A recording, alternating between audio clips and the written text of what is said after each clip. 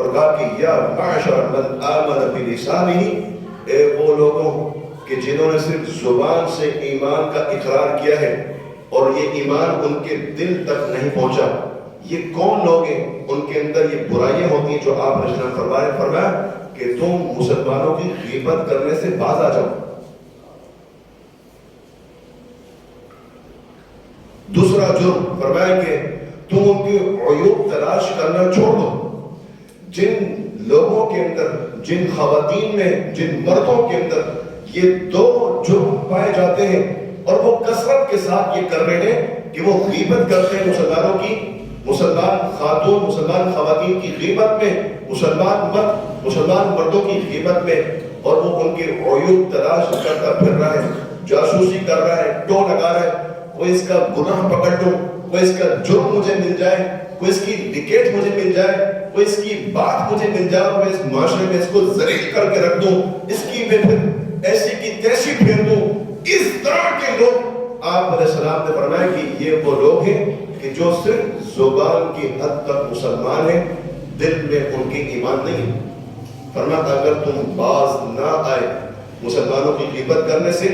اور مسلمانوں کے عیوب تلاش کرنے سے باز نہ آئے تو اللہ تمہیں تمہارے گھر میں ذلیل کر دے گا، تمہیں تمہارے گھر میں ذلیل کرے گا۔ نبی علیہ السلام نے فرمایا کہ جو شخص اپنے مسلمان بھائی کی پردہ پوشی کرتا ہے، دنیا کے اندر اس کے گناہوں پر پردے ڈالتا ہے، فرمایا اللہ قیامت کے دن اس پردہ ڈالنے والے کے گناہوں پر پردہ ڈالے گا، اس کے گناہوں کو چھپا لے گا لوگوں سے۔ فرمایا کہ جس مسلمان نے اپنے کسی مسلمان بھائی، اپنی کسی مسلمان بہن کی پردہ پوشی نہیں کی، اس کے عیوب تلاش کر کر کے معاشرے کے اندر بیان کرنا شروع کیے، تو قیامت کے دن اللہ اس بندے کے عیوب سب کے سامنے آیا کر دے گا اور اس کو ذلیل کر کے رکھ دے گا۔ اس وقت جب لوگوں کو مدد کی ضرورت ہوگی اور مدد کرنے والا صرف اللہ ہوگا، اللہ ہی جب بندے کو ذلیل کر دے گا قیامت کے دن، تو عزت کون دے گا بھائی؟ کون دے گا عزت؟ رسول اللہ صلی اللہ علیہ وسلم نے فرمایا کہ جو شخص اپنے کسی مسلمان بھائی کی عزت کا دفاع کرتا ہے، آپ نے فرمایا کہ جو شخص اپنے کسی مسلمان بھائی کی عزت کا دفاع کرتا ہے،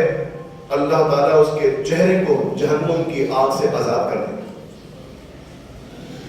کتنا آسان سودا ہے کہ آپ عزت کا دفاع کرنے والے بن جائیں، آپ محافظ بن جائیں مسلمان کی جان اور مال کے، آپ اس کے رکھوالے بن جائیں مال اور جان اس کی عزت کے، اللہ آپ کو عزتیں، ترقیاں، برکتیں، رحمتیں عطا فرمائے۔ یہ آسان سا سودا ہے، لیکن ہو کیا رہا ہے ہمارے معاشرے کے اندر؟ ہر مسلمان دوسرے مسلمان کے پیچھے پڑا، بدگمانی، عیب جوئی، الزام تراشی، بہتان، کینہ، بغض، عداوت، لڑائی جھگڑا، گالم گلوچ، اس کے مال کو غصب ہڑپ کر جانا، اس کے ساتھ دھوکہ دہی، اس کی امانت میں خیانت، اس کے ساتھ جھوٹ کا معاملہ، اس کی کردار کشی کرنا، اس کو معاشرے میں ذلیل اور رسوا کرنے کا ٹھان لینا، یہ اس حد تک مسلمانوں کے معاشرے میں آ چکا ہے کہ اب یہ نکلنے کا نام ہی نہیں لے رہا۔ سنن ابو داؤد کے اندر حدیث ہے، رسول اللہ صلی اللہ علیہ وسلم کی ان لوگوں کے لیے کہ جو اس سے باز نہیں آئیں گے، جو ان جرم سے باز نہیں آئیں گے، جو مسلمانوں کی ایک جوئی کرنے سے باز نہیں آتے، جو الزام تراشی سے باز نہیں آتے، جو بہتان لگانے سے باز نہیں آتے، جو مسلمانوں کو ذلیل کرنے سے باز نہیں آتے، جن میں یہ 4 جرم ہیں۔ آپ علیہ السلام کی حدیث ہے سنن ابو داؤد کے اندر صحیح سند کے ساتھ آپ نے فرمایا کہ اللہ تعالیٰ ان لوگوں کو جہنم کے اندر اس حصے میں ڈالے گا، اس حصے میں جہاں پر تمام جہنمیوں کا گندا خون اور گندی پیٹ جمع ہوتی ہے،